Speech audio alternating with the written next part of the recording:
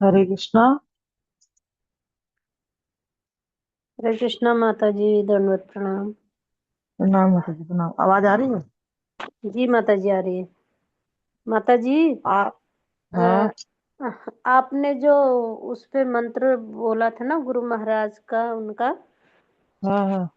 एक बार और रिकॉर्डिंग करके भेज दोगे आप मेरे को? ठीक है, भेज दूंगे। और ना, आपको भेज जो दूंगे। मंगला आरती के बाद जो मंत्र पढ़ते हैं माता जी, वो नहीं आता है मेरे को, जरा वो भी रिकॉर्डिंग करके भेजना। जय ध्वनि, जय ओम विष्णु पाद परम परिवादिका, हाँ ये वाला। हाँ हाँ। अच्छा अच्छा, ठीक है, भेज दूँ। भेज देना माता जी। ठीक है, हरे कृष्ण। ओके हरे माता जी, कृष्ण। मैं कीर्तन स्टार्ट कर। हाँ चलिए।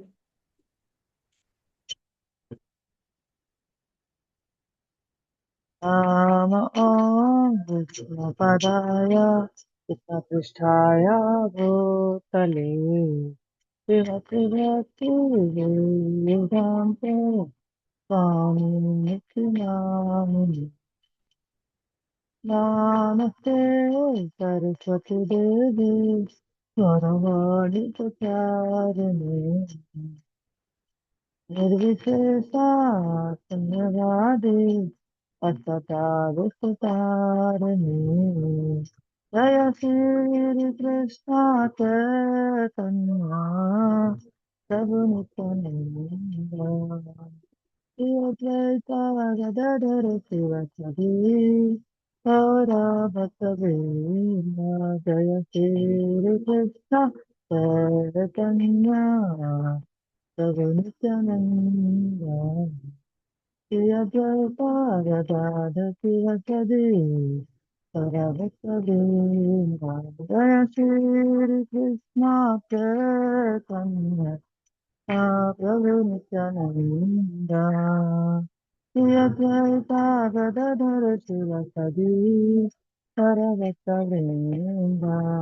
हरे कृष्णा, हरे कृष्णा, कृष्ण कृष्ण हरे हरे, हरे राम, हरे राम, राम राम हरे हरे। हरे कृष्णा, हरे कृष्णा, कृष्णा कृष्णा हरे हरे, हरे राम, हरे राम, राम राम हरे हरे। हरे कृष्णा, हरे कृष्णा, कृष्णा कृष्णा हरे हरे, हरे राम, हरे राम, राम राम हरे हरे। हरे कृष्णा कृष्णा कृष्णा हरे हरे, हरे राम, राम राम राम हरे हरे। हरे कृष्णा कृष्णा कृष्णा हरे हरे, हरे राम राम राम हरे हरे। हरे कृष्णा कृष्ण कृष्ण हरे हरे, हरे राम, हरे राम, राम राम हरे हरे। हरे कृष्णा कृष्ण कृष्ण हरे हरे, हरे राम, हरे राम, राम राम हरे हरे। जय राधा पार्वती, राधा पार्वती, राधा पार्वती जय राधे। जय सीता राम लक्ष्मण भक्त हनुमान जी की जय, सीता राम लक्ष्मण भक्त हनुमान जी की जय। जय गौर निताय, गौर निताय जय गौर। जय राधा श्याम सुंदर, राधा श्याम सुंदर, राधा श्याम सुंदर जय राधे। जय कृष्ण बलराम, कृष्ण बलराम, कृष्ण बलराम जय कृष्ण बलराम। जय जगन्नाथ बलदेवा सुभद्रा मैया जय सुदर्शना। जय जय प्रभुपाद, प्रभुपाद, प्रभुपाद जय श्रील प्रभुपाद। जय जय गुरुदेव, गुरुदेव, गुरुदेव जय जय गुरुदेव। जय गौर हरि बोल, हरि बोल, हरि बोल नित गौर हरि बोल। चल जरा हरि बोल, हरि बोल, हरि बोल हे साई गौर हरि बोल। जय गौर प्रेमानंदे हरि हरि बोल। युग धर्म हरि नाम संकीर्तन की जय। जगत गुरु श्रील प्रभुपाद की जय। जय गुरुदेव की जय। समस्त जय भक्त वृंद की जय। श्री जय कृष्ण प्रभु जी की जय। हरे कृष्ण हरे जय माता जी। हरे जय कृष्ण से भक्त के शरण में हरे होते थे। हरे कृष्ण सारे को हरे कृष्णा। माता जी हरे को पहले कृष्णा, प्रणाम सभी को। प्रणाम।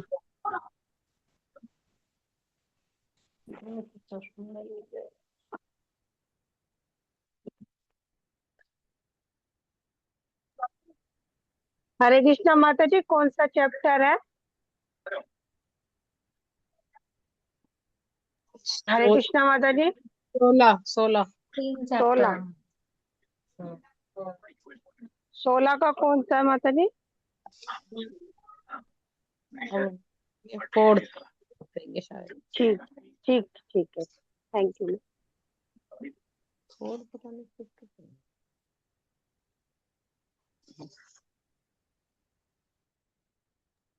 हरे कृष्णा। प्रणाम सभी को। ओम अज्ञानतिम्रान्धस्य ज्ञानाञ्जनशलाकया चक्षुरुन्मिलितं येन तस्मै श्रीगुर्वे नमः। श्रीचैतन्यमनोभीष्टं स्थापितं येन भूतले स्वं रूपं कदा मह्यं ददाति स्वपदान्तिकम्। वन्देऽहं श्रीगुरु श्रीयुत्पदकमलं श्रीगुरून् वैष्णवांश्च श्रीरूपं सागरजातं श्रवणरघुनाथान्वितं तं सजीवम् साधुवेतं सावधूतं परिजनसहितं श्रीकृष्णचैतन्यदेवं श्रीराधा कृष्णपादान् स्वयं ललिता श्रीविशाखान्तिवास्यम्। हे कृष्ण करुणा सिन्धो दीनबन्धो जगत्पते गोपेश गोपिका कान्त राधा कान्त नमोऽस्तुते। सप्तकाञ्चन गौराङ्गी राधे वृन्दावनेश्वरी वृषभानुसुते देवी प्रणमामि हरिप्रिये। वाञ्छाकल्पतरुर्भिक्ष कृपा सिन्धुभ्यः च पतितनाम पावनेभ्यो वैष्णवेभ्यो नमो नमः। जय श्री कृष्ण चैतन्य प्रभु नित्यानंदा श्री अद्वैत गदाधर शिवासादि गौर भक्तवृंदा। हरे कृष्णा कृष्णा कृष्णा हरे हरे, हरे राम राम राम हरे हरे। नमो विष्णुपादाय कृष्ण प्रस्थाय भूतले श्रीमते गोपाल कृष्ण गोस्वामिनिति नामिने प्रभुपादस्य साहित्यं य प्रकाशयति च प्रचारं कृतवान् साधु भगवतगाय ते नमः। नमो विष्णुपदाय कृष्णपृष्ठाय भूतले श्रीमते भक्तिवेदान्त स्वामिनिति नामिने नमस्ते सरस्वती देवे गौरवाणी प्रचारिणे निर्विशेष शून्यवादी पाश्चात्य देशतारिणे। हरे कृष्णा। प्रणाम सभी को। हरे कृष्णा। नहीं दंडवत आएगा। प्रणाम सभी बस को। 2 मिनट में, आप 2 मिनट में मैं कैमरा ऑन करती हूँ, स्टार्ट करते हैं ना, हम खुद ही पढ़ लेंगे आज।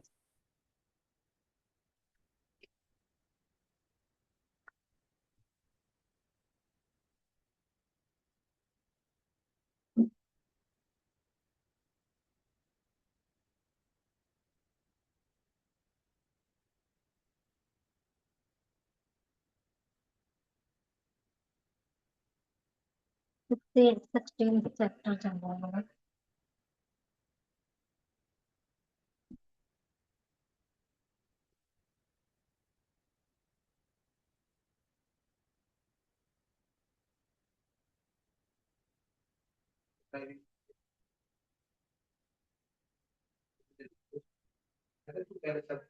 हरे कृष्णा, प्रणाम प्रभु जी।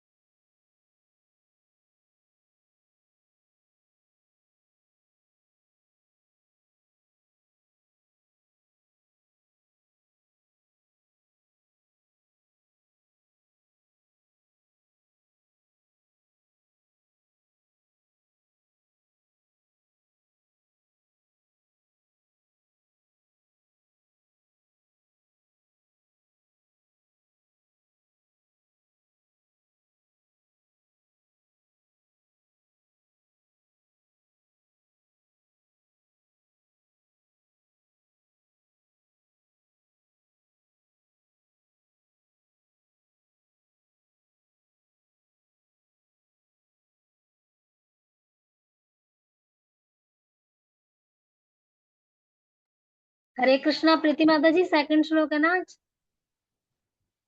फर्स्ट कंप्लीट हो गया था। माता जी इसके श्लोक तो 3 एक ही साथ ही थे ना।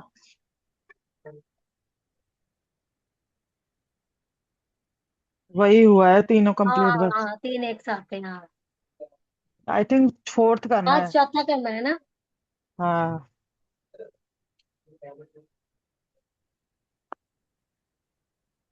ये 16th श्लोक है ना, सॉरी 16th चैप्टर है ना, बहुत अच्छा चैप्टर है ये। इससे ना हम अपना भी अवलोकन कर सकते हैं कि हम कहाँ स्टैंड करते हैं, कौन से गुण में है हम।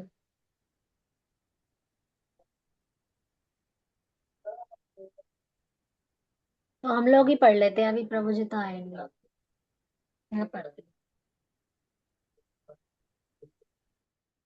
दम्भो दर्पो अभिमानश्च क्रोध पारुष्यमेव च अज्ञानं चाभिजातस्य पार्थ सम्पदामा सुरीम्। हे प्रथापुत्र, दंभ, दर्प, अभिमान, क्रोध, कठोरता तथा अज्ञान ये आसुरी स्वभाव वालों के गुण हैं।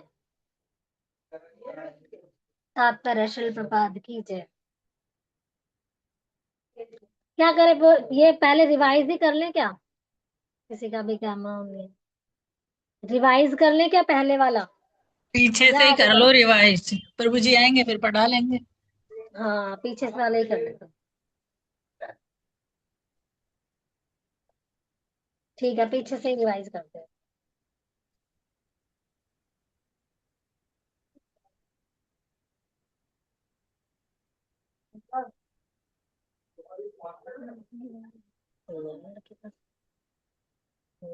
सही, जा।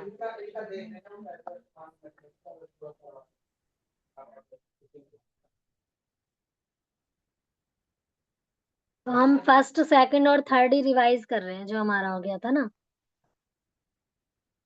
भगवान ने कहा, हे भरतपुत्र, निर्भयता, आत्मशुद्धि, आध्यात्मिक ज्ञान का अनुशीलन, दान, आत्म संयम, यज्ञ परायणता, वेदाध्ययन, तपस्या, सरलता, अहिंसा, सत्यता, क्रोध विहीनता, त्याग, शांति, छिद्रान्वेषण में अरुचि, समस्त जीवों पर करुणा, लोभ विहीनता, भद्रता, लज्जा, संकल्प, तेज, क्षमा, धैर्य, पवित्रता, ईर्ष्या तथा सम्मान की अभिलाषा से मुक्ति, ये सारे दिव्य गुण हैं जो दैवी प्रकृति से संपन्न देव तुल्य पुरुषों में पाए जाते हैं।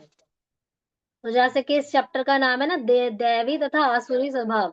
तो पहले 3 श्लोकों में भगवान दैवी आचरण, दैवी स्वभाव वाले लोगों के लक्षण बता रहे हैं कि उन वो किस प्रकार से, किस प्रकार के होते हैं।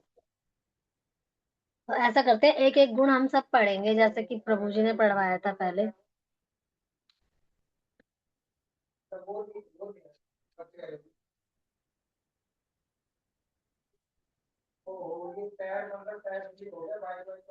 कौन पढ़ेगा?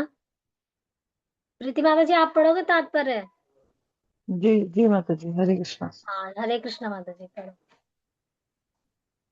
तात्पर्य जगत गुरु श्रील प्रभुपाद की जय। 15वें अध्याय के प्रारंभ में इस भौतिक जगत रूपी अस्वस्थ वृक्ष की व्याख्या की गई है। उससे निकलने वाली अतिरिक्त जड़ों की तुलना जीवों के शुभ तथा अशुभ कर्मों से की गई थी। 9वें अध्याय में भी देवों तथा असुरों का वर्णन हुआ है। अवैधिक अनुष्ठानों के अनुसार सतोगुण में किए गए सारे कार्य मुक्ति पथ में प्रगति करने के लिए शुभ माने जाते हैं और ऐसे कार्य को देवी प्रकृति कहा जाता है। जो लोग इस देवी प्रकृति में स्थित होते हैं वह मुक्ति के पथ पर अग्रसर होते हैं। इसके विपरीत उन लोगों के लिए जो रजो तथा तमोगुण में रहकर कार्य करते हैं, मुक्ति की कोई संभावना नहीं रहती। उन्हें या तो मनुष्य की तरह इस भौतिक जगत में रहना होता है या फिर वह पशु योनि में या इससे भी निम्न योनियों में अवतरित होते हैं। इस 16वें अध्याय में भगवान दैवी प्रकृति तथा उसके गुणों एवं असुरी आसुरी प्रकृति तथा उसके गुणों का समान रूप से वर्णन करते हैं। वह इन गुणों के लाभों तथा हानियों का भी वर्णन करते हैं। माता जी, पशु योनि से भी निम्न योनि किसको माना जाता है? पशु योनियों से भी, पशु से भी निम्न ना पेड़ पौधे भी होते हैं, क्योंकि उनमें चेतना कम होती है, इतना नहीं। चेतना भी नहीं होती। अच्छा, दैवी टाइम में हमने पढ़ा था ना कि हाँ, ये जो पेड़ पेड़ से तुलना की गई है ना इस भौतिक संसार की, तो इसको हम्म। पोषित करता है, इसको पोषण कौन देता है? 3 गुण, 3 गुणों द्वारा पोषित होता है ये पेड़, है ना। तो प्रतिपृष्ठा माता जी आप बताओगे 3 गुण कौन कौन से हैं? हरे कृष्णा गुरु जी, दंडवत प्रणाम। प्रणाम। हरे कृष्णा प्रभु जी प्रणाम। हरे हरे कृष्णा कृष्णा प्रणाम हरे गुरुजी। कृष्णा प्रणाम। हरे कृष्णा प्रभु जी प्रणाम। सॉरी मैं लेट हो गया। हम लोग आपस में जो है वो हरे कृष्णा खेल प्रभु रहे जी थे। धन्यवाद प्रणाम। मैं और उर्मिला खेल रहे थे हम लोग। बच्चे खेलते हैं ना चेस, ऐसी चेस खेल रहे थे। हमने सोचा कि अभी दिमाग कहीं ये तो नहीं है कि बिल्कुल ही जंग खा गया है, देखें जरा। आप लोग जानते हो चेस की गेम को, जानते हो? सुना है प्रभु जी, पर पता नहीं कैसे खेलते हैं। दिमाग दिमाग लगता है उसमें, तो बहुत दिमाग बच्चों लगता में तो आता है, है। हैं? बच्चों को आता है ये वाला और निष्ठा को। हाँ। हम बचपन से खेलते आ रहे हैं ना इसको। हाँ। मैं और मेरा भाई सुबह लगते थे इसको खेलने के लिए, और रात हो जाती थी, कुछ नहीं करते थे, सिर्फ चेस। ये गेम ऐसी है बहुत। इसके ऊपर वो एक पिक्चर भी बनी है, शतरंज के खिलाड़ी, हमने सुनी है? पुरानी पिक्चर है। वो शतरंज खेल रहे हैं, उधर लड़ाई हो रही है, झगड़ा हो रहा है, उनको कुछ नहीं, वो शतरंज खेल रहे हैं।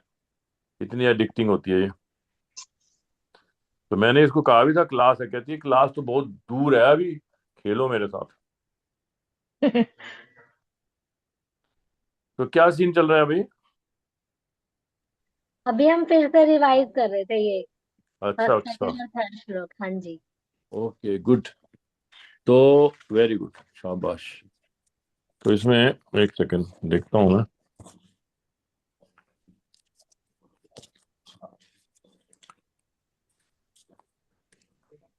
तो हम 16वें अध्याय का कहाँ पहुंचे थे? आज फोर्थ चौथे करना, फोर्थ फोर्थ। करना फोर्थ था। था आज, है? जी। हाँ। तो फोर्थ आपने किया कि नहीं किया? नहीं, अभी नहीं। नहीं, हमने हमने डिसाइड किया कि ऐसा करते हैं, रिवाइज कर लेते हैं। शाबाश, तो फोर्थ करते हैं फिर, है? हाँ जी। तो अब मैंने जैसे बताया था, अब असुरों के गुण बता रहे हैं।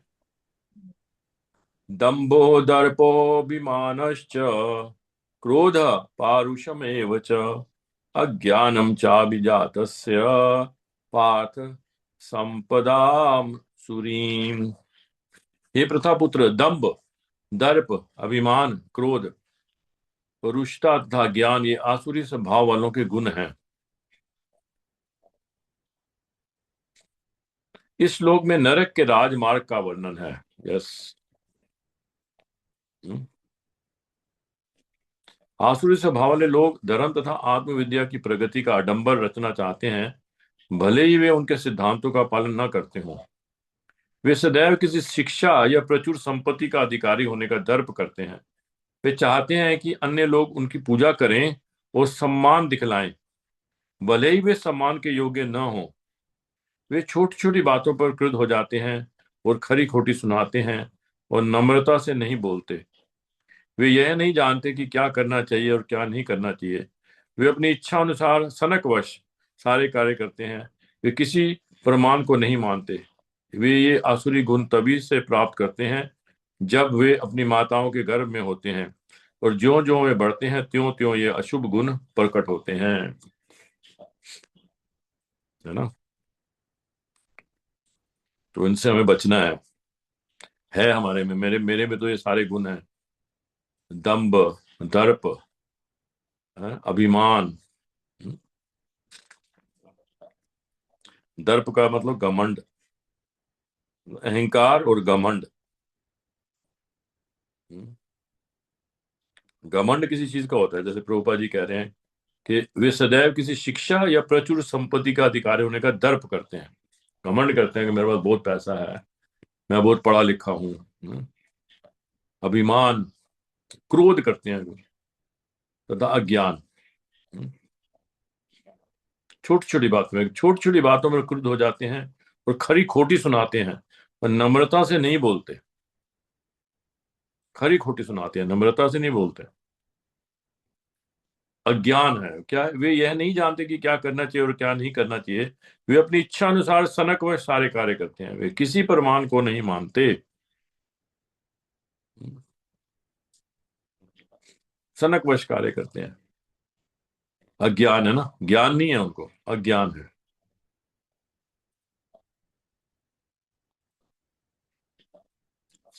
आप समझ रहे हो? आप एक्चुअली आपको समझ नहीं आ रहा हो क्योंकि आप में तो ये है ही नहीं ना। ये आप में तो नहीं है, किसी में भी कोई भी क्रोध भी नहीं करता, है। कोई दम्भ नहीं करता, दर्प भी नहीं है, अभिमान नहीं, सारी चीजें आप लोगों में है ही नहीं। तो कैसे समझ है आएंगे प्रभु आपको? जी, है हमारे अंदर। मुझे तो बड़ी अच्छी तरह समझ आ रहे हैं क्योंकि ये सारे गुण हैं मेरे में।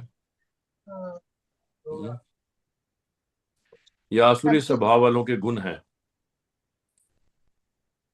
छोटी छोटी बातों पे गुस्सा भी आ जाता है। हाँ, छोट शाबाश। छोटी छोटी बातों में सिर्फ गुस्सा नहीं आता, खरी खोटी सुनाते हैं, फिर खरी खोटी सुनाने लग जाते हैं उसको। है? कुछ भी बोलते हैं, वो कार्य अपनी सनक के अनुसार करते हैं। किसी को प्रमाण को नहीं मानते हम।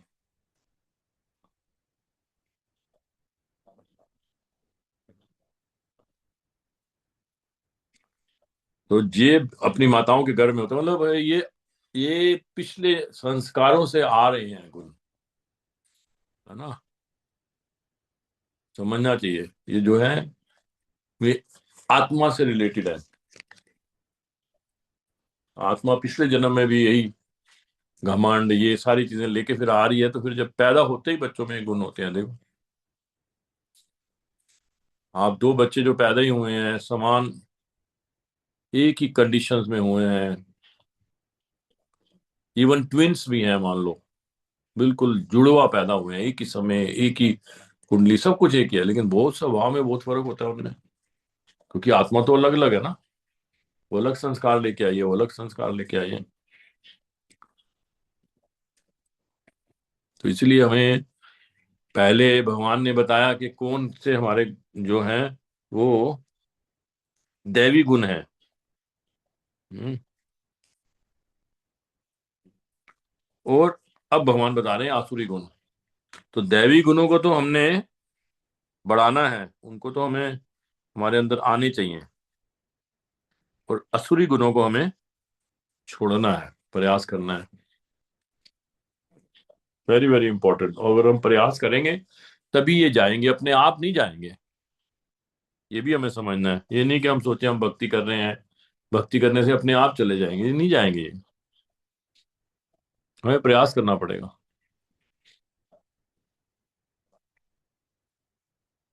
हरे कृष्णा प्रभु जी, पांचांग हाँ, प्रणाम। प्रणाम प्रणाम। प्रभु जी, गुण तो समझ में आ गए, बस जाएंगे कैसे? जाएंगे जब हम पहले, वेरी गुड, सबसे जाएंगे। अगर आप इसको, आपको लग रहा है कि हमारे में है, तो जाएंगे भी फिर। सबसे पहले तो लगता ही नहीं है, सबसे पहले हम्म। तो ये लगता ही नहीं है कि आपको लगता है कि आप ठीक हो। जैसे ये बात है, मान लो कि वे छोटी छोटी बातों पर क्रुद्ध हो जाते हैं और खरी खोटी सुनाते हैं, नम्रता से नहीं बोलते।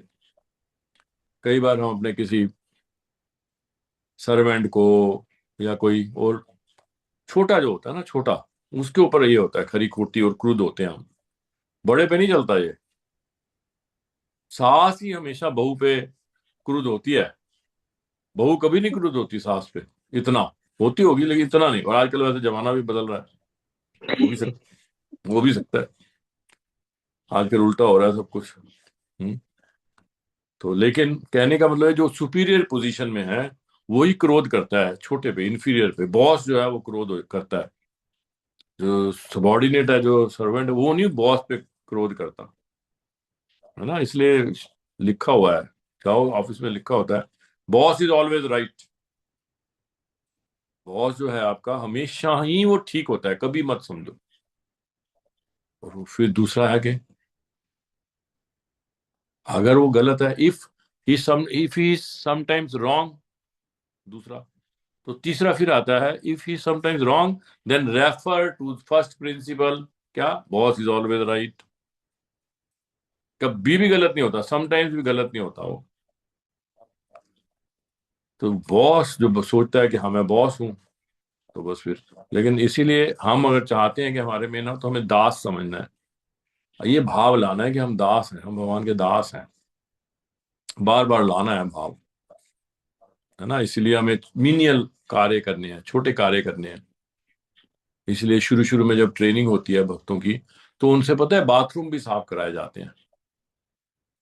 हम्म, बाथरूम साफ कराए जाते हैं। जैसे एक बार प्रभुपाद जी के, आई थिंक ये, हम्म, हाँ, प्रभुपाद जी के टाइम पे कोई बहुत बड़ा प्रोफेसर आया जो भक्त बनना चाहता था। तो उसने कहा क्या सेवा करूं, तो प्रभुपाद जी ने कहा जाओ, पहले सबसे पहले कुछ नहीं, वो कुछ पूछ रहा था, कुछ पूछ रहा था वो। तो प्रभुपाद जी ने कहा कि मैं इसका जवाब दूंगा, पहले तुम किचन में जाओ और बर्तन साफ करके आओ। तो बर्तन साफ करने लग गया। तो उसका दोस्त आया, उसने, वो कहाँ है, वो कहते हैं वो तो बर्तन साफ कर रहे हैं। कहते हैं प्रभुपाद ही सच लर्नड स्कॉलर, इतना बड़ा पढ़ा लिखा है, आपने क्या सेवा में लगा दिया उसको, है। तो प्रभुपाद जी ने कहा कि he will clean the utensil, वो सारे बर्तनों को साफ करेगा, अच्छी तरह से साफ करेगा, अच्छी तरह से साफ करेगा, साफ करेगा, साफ करेगा, इतनी अच्छी तरह से चमकाएगा, इतनी अच्छी तरह से रगड़ेगा कि वो जो बर्तन है उसमें छेद हो जाएगा, और छेद के थ्रू वो भगवान के धाम चला जाएगा। और ये बात सच है, जब वो वापस आया प्रभुपाद जी के पास, तो उसके दिमाग में कोई क्वेश्चन ही नहीं था, कोई क्वेश्चन ही नहीं था उसके दिमाग में, सारे क्वेश्चन आंसर हो गए। तो इसलिए वो लोगों को बहुत अच्छी तरह से समझ आएंगी बातें जिन्होंने अभी मैराथन में सेवा की है। जैसे हमारी पारिजात माता जी कहाँ है अभी, वो आती नहीं है शायद, तो उसको कुछ समझ आ गया है, इसलिए उन्होंने छोड़ दिया क्लास में आना, है ना। तो इतना भी समझ में नहीं आना चाहिए कि क्लास में आना ही छोड़ दें हम, है ना। रजनी माता जी हैं, इन्होंने भी खूब, इन्होंने डिस्ट्रीब्यूशन किया है, बड़े हैं, सबने किया है। क्लास में आ रहे हैं, बहुत अच्छी बात है, क्लास में नहीं आना छोड़ना, जितना भी हम कार्य कर लें, क्लास बहुत जरूरी है। क्योंकि आप देखो, ध्रुव महाराज हैं, प्रहलाद महाराज हैं, इतने बड़े बड़े भक्त हैं, जब इनको भगवान के दर्शन हो गए और भगवान इनसे कह रहे हैं कि क्या चाहिए, मैं बहुत खुश हूं तुम्हारे से, कुछ मांगो, बहुत खुश हूं तुम्हारे से, तो क्या मांगते हैं वो, आपको पता है क्या मांगा उन्होंने, किसी को याद है, किसी को है पता इस बात का, क्या मांगते हैं वो। हरे कृष्णा प्रभु है। जी, प्रहलाद महाराज, हरे कृष्णा, प्रहलाद हाँ, महाराज ने तो ये बोला था कि क्या कहते हैं कि जो मैं मतलब धाम जाने के लिए जब बोला तो कह रहे हैं नहीं, मैं धाम नहीं जाना चाहूंगा, जो यहाँ पे बाकी जीव हैं उनको भी क्या कहते हैं कि भक्ति दे के उनको भी धाम लेके जाना है, हाँ, हाँ, जीवात्मा जो यहाँ कष्ट शाबाश। पा रही और है। और बोला तो, था कि मेरी जो भक्ति है वो और दृढ़ से दृढ़ होती चली जाए। हाँ, तो सब लोग ये सभी होगा जब हम संग करेंगे, तो सभी लोग संग मांगते हैं कि मैं भक्तों के संग में आपका गुणगान करूं, भक्तों के संग में गुणगान करूंगा, अकेले नहीं, भक्तों का संग, है ना।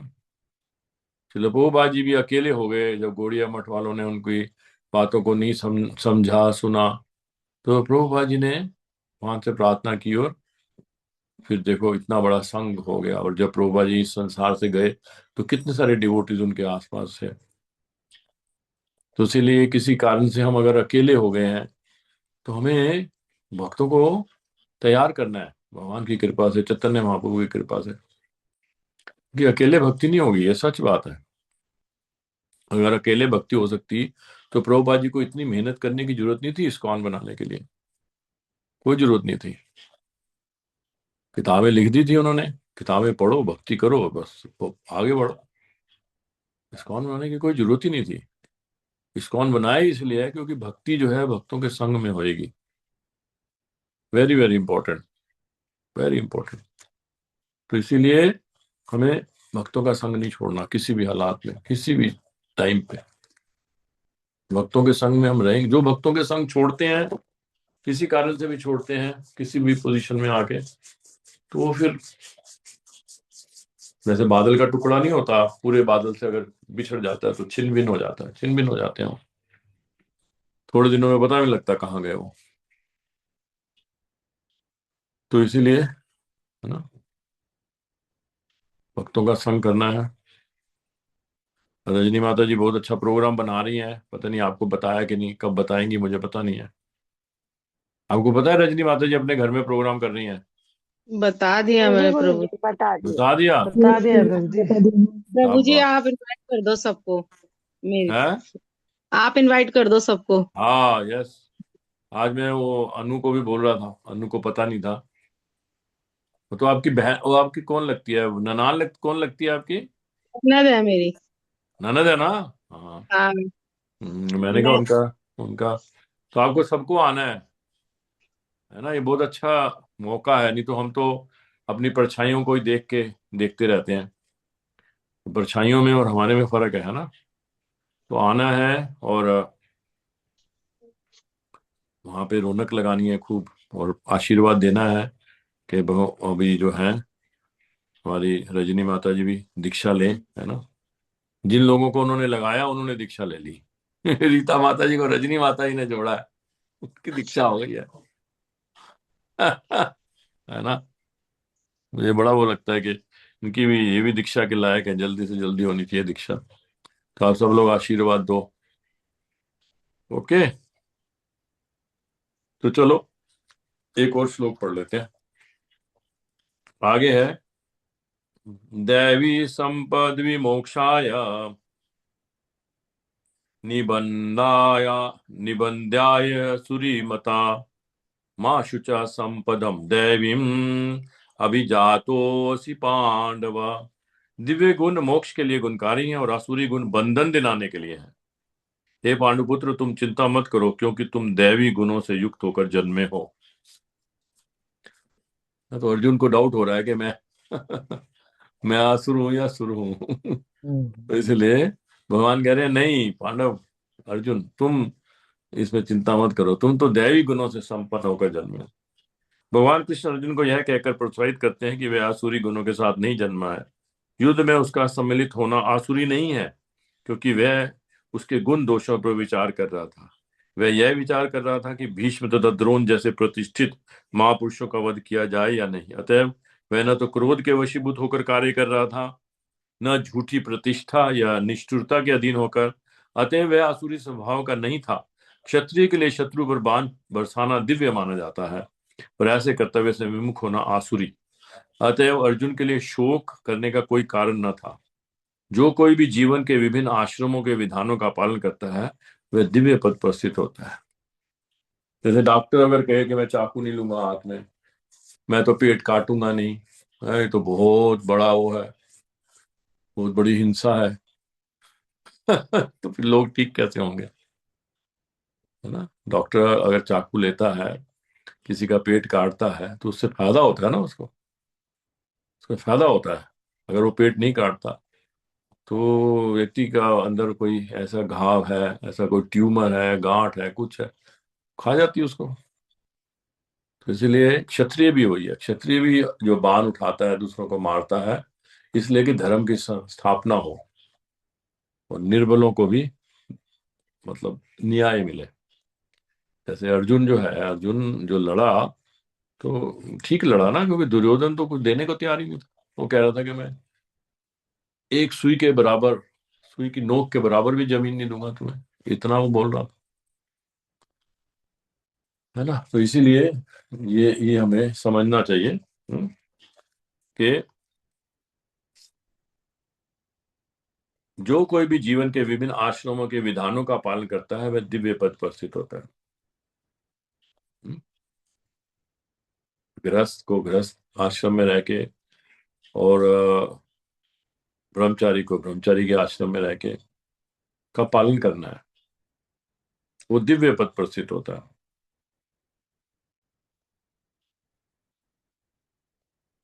तो वो ये कार्य कर रहा था, तो हमें समझना है कोई भी कार्य जो है ना, दूर से ऐसा लगता है कि ये बड़ा, क्योंकि क्रोध नहीं आएगा तो बाण कैसे बरसाएगा वो।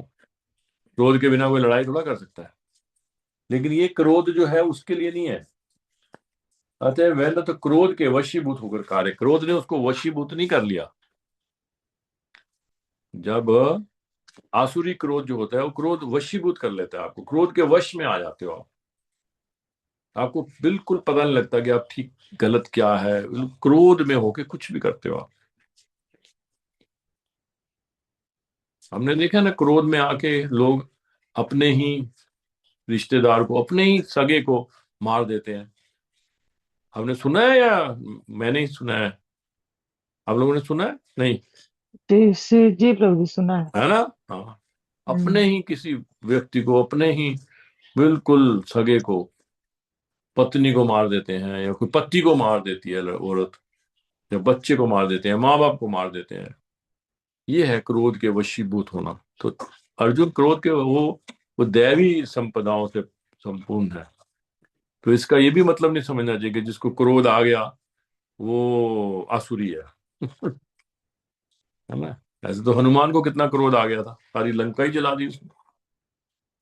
क्रोध में आके उसने सारी लंका जला दी। लेकिन वो क्रोध के वशीभूत नहीं था, वो भगवान की सेवा के कारण जो है क्रोध कर रहा था, भगवान की सेवा के कारण, भगवान की खुशी के कारण।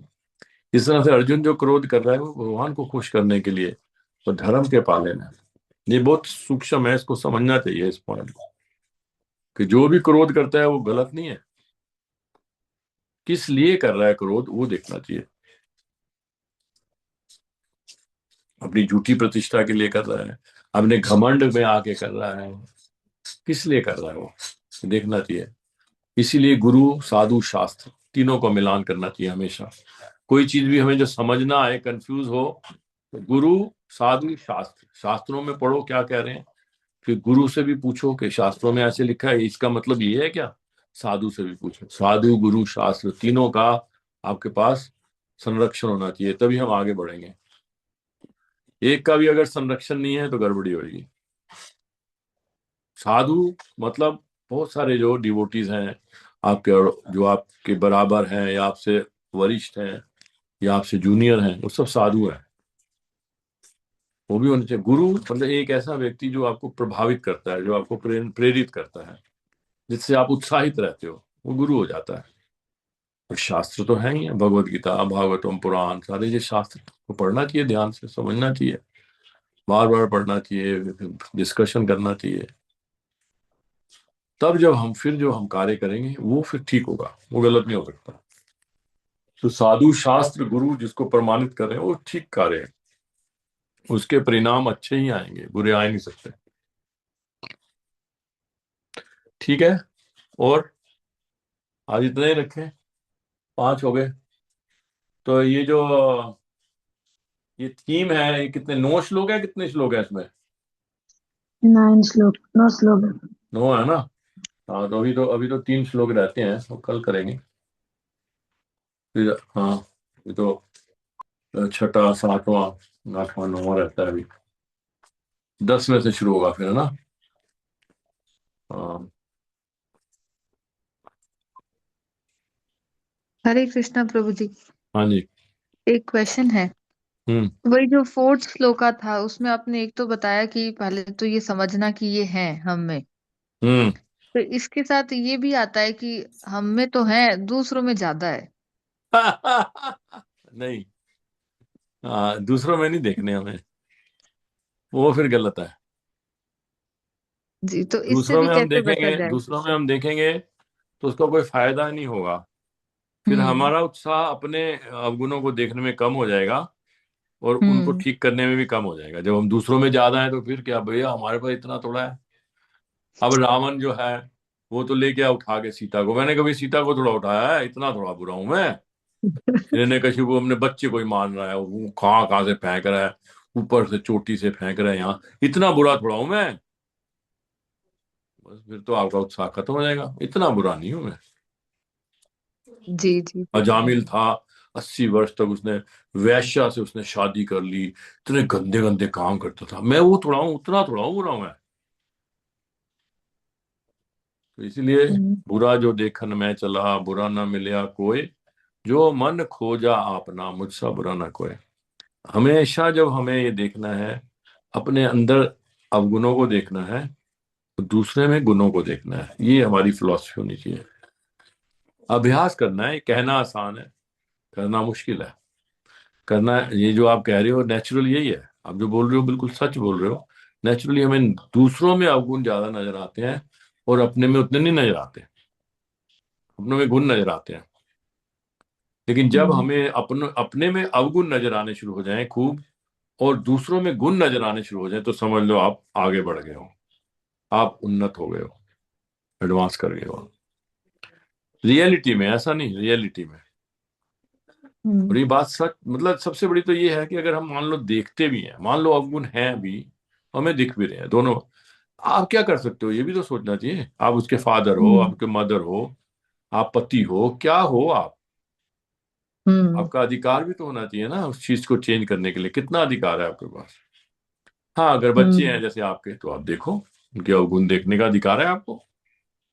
तो क्या आप उनसे बड़े हो ना, आप उन्हें उनको मोल्ड करना है। आपको अधिकार है उनके अवगुण देखने का, है, जो आपसे सबॉर्डिनेट है, आपके शिष्य हैं, बच्चे हैं। लेकिन जो आपके बराबर हैं, या जो जिनसे आपको कोई लेना देना ही नहीं है, तो उनमें अवगुणों को देख के करोगे क्या? हम तो ऐसे ही देखते रहते हैं, ऐसे ही चर्चा करते रहते हैं। समय तो लिमिटेड है ना, तो हमें समय लगाना है अपने अवगुणों को दूर करने के लिए। अगर हम उसमें पड़ जाएंगे तो समय तो उधर ही चला जाएगा फिर। हाँ, लेकिन जहां हमारा अधिकार है वहां जरूर देखना है। जहाँ पे अधिकार है, जहाँ पे आप मान लो कहीं किसी इंस्टीट्यूशन के प्रधान हो आप, है, जैसे मैंने बताया, फैमिली में तो पति जो है हेड ऑफ द फैमिली होता है, उसको देखना है, उसको तो देखने हैं क्या गलत है। वो नहीं देखेगा तो कौन देखेगा फिर? लेकिन मैं इसलिए ये बात करूं कि हम वैसे ही देखते रहते हैं, वैसे ही मतलब वैसे ही, उसका कोई फर्क नहीं पड़ता हमें। जैसे इसको दो तरह से बताते हैं। एक होता है सर्कल ऑफ इन्फ्लुएंस, और एक होता है आपका circle of influence and circle of concern. Yes, very right. तो आपका सर्कल ऑफ कंसर्न जो है, सर्कल ऑफ इन्फ्लुएंस से बड़ा नहीं होना चाहिए। आपका जितना सर्कल ऑफ इन्फ्लुएंस है, उतना ही सर्कल ऑफ कंसर्न भी होना चाहिए। जैसे आपके बच्चे हैं, उनके लिए बहुत कंसर्न, बड़ा कंसर्न होना चाहिए आपका, क्योंकि आपका सर्कल ऑफ इन्फ्लुएंस भी बड़ा है, आपके ऊपर डिपेंडेंट है पूरी तरह से। तो फिर कंसर्न भी होना, हर चीज के लिए कंसर्न होना चाहिए उसका। कैसे खा रहा है, कैसे पी रहा है, कैसे स्कूल जा रहा है, कौन कौन से उसके बच्चे एसोसिएट कर रहा है, होना चाहिए। आप सर्कल ऑफ इन्फ्लुएंस भी तो है। लेकिन आम व्यक्ति है जिससे कोई लेना देना नहीं ज्यादा है, वैसे ही, मतलब आपके साथ ही मिला मंदिर में, या मिली, या वॉट एवर, ऐसी सहेली है, ज्यादा जहाँ कोई इन्फ्लुएंस नहीं है, आपकी कोई शिष्या नहीं है, कोई इन्फ्लुएंस नहीं है, और वो आपको पता लगता है, ओ जी वो तो भाग गई, वो तो भाग गई किसी लड़के के साथ, इतना कंसर्न दिखा रहे हो, बहुत बुरा कर दिया उसने, ऐसा नहीं करना चाहिए था, बहुत बुरा कर दिया, बहुत बुरा। क्या? इसको प्रजल्पा बोलते हैं, ये प्रजल्पा है। जब आपका सर्कल ऑफ कंसर्न जो है, सर्कल ऑफ इन्फ्लुएंस से बड़ा हो जाता है। ठीक है। जी प्रभु जी, तो थैंक इसलिए यू। हमारा ऊपर जो हमारा इन्फ्लुएंस है वो तो हमेशा रहेगा ही, तो उसका सर्कल ऑफ कंसर्न कितना भी हो, तो है ही, उसको चेंज भी कर सकते हो अपना। बिल्कुल। आप मान लो सुबह नहीं उठ पा रहे, हम्म। उठना चाहो तो उठ जाओ, आपके ऊपर ही तो है। ठीक बात। लेकिन कोई दूसरा नहीं उठ पा रहा, क्या करोगे आप बताओ? मारोगे, डंडा मारोगे उठते ही, बाल्टी पानी की डाल दोगे उसके ऊपर, उसे होगा क्या? वो नहीं उठना चाहता तो क्या करोगे? लेकिन अगर हम अपना सर्कल ऑफ, जैसे प्रभुपाद जी को लो, चलो मैं एक बहुत सुंदर उदाहरण देता हूँ, ध्यान से सुनो। जैसे प्रभुपाद जी का सर्कल ऑफ इन्फ्लुएंस कुछ नहीं था। जब वो गौड़िया मठ में, जब उन्होंने दीक्षा ली, तो उनको कोई सर्कल ऑफ इन्फ्लुएंस नहीं था, कोई उनके शिष्य नहीं थे, कोई उनको, कोई सर्कल, को प्रेसिडेंट नहीं थे, कोई पोजीशन नहीं थी उनके पास, कुछ नहीं था, है ना। लेकिन वो चैंटिंग तो उनके पास थी, जप उनके पास था, किताबें थी, ये था। तो वो अपना, अपने ही हिसाब से अपना सर्कल ऑफ इन्फ्लुएंस बढ़ा रहे हैं हम। 70 साल की उम्र में आते आते जब उनको अमेरिका गए, तो फिर उनका जो सर्कल ऑफ इन्फ्लुएंस था बढ़ गया बहुत ज्यादा, और गौड़िया मठ से भी आगे निकल गए, उनका सर्कल ऑफ इन्फ्लुएंस इतना बढ़ गया। तो हम जब अब अगर हमारे पास हमारे कोई कोई प्रचार का हमारे पास मौका नहीं है, कुछ नहीं है, तो चैंटिंग करो, पढ़ो, बढ़ाओ अपने सर्कल ऑफ इन्फ्लुएंस को, फिर आप चेंज भी कर पाओगे। आप मान लो कहीं प्रेसिडेंट बन जाते हो, कोई आपको पोजीशन मिल जाती है, तो चेंज भी कर पाओगे ना फिर। नहीं समझ में आया ये? किसको समझ में आया ये? आ गया प्रभु जी। आ गया, शाबाश। जी। तो हमें जब हमारे पास नहीं है तो हमें सर्कल ऑफ कंसर्न हो, तो फिर सर्कल ऑफ इन्फ्लुएंस बढ़ा सकते हैं हम। जो चीजें हमारे पास हैं उनको ध्यान से करके, ध्यान से जप करें, ध्यान से पढ़ें, ध्यान से प्रचार करें, है ना। जैसे मैंने उदाहरण दिया प्रभुपाद जी का, कितना सुंदर उदाहरण है। 70 साल की उम्र में क्या उनका इन्फ्लुएंस हो गया। और जब वो यहाँ से अमेरिका नहीं गए थे, कोई जानता भी नहीं था, कुछ कोई जानता भी नहीं था। तो बेचारे एक दिन नॉर्थ प्लेस में मैगजीन है,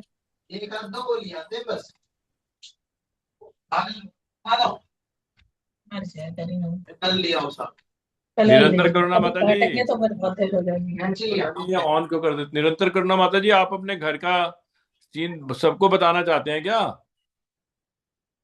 और म्यूट रखो ना, आप उसको अनम्यूट कर देते हो जब फिर बातें हो रही होती हैं। तो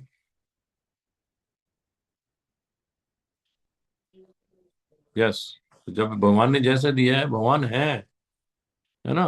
और आप जब उसको इन्फ्लुएंस करना चाहते हो, कंसर्न है उसको चेंज करना चाहते हो, तो मौका मिलेगा आपको।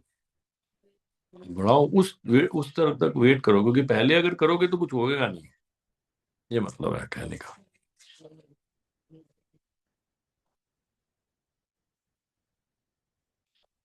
ठीक है,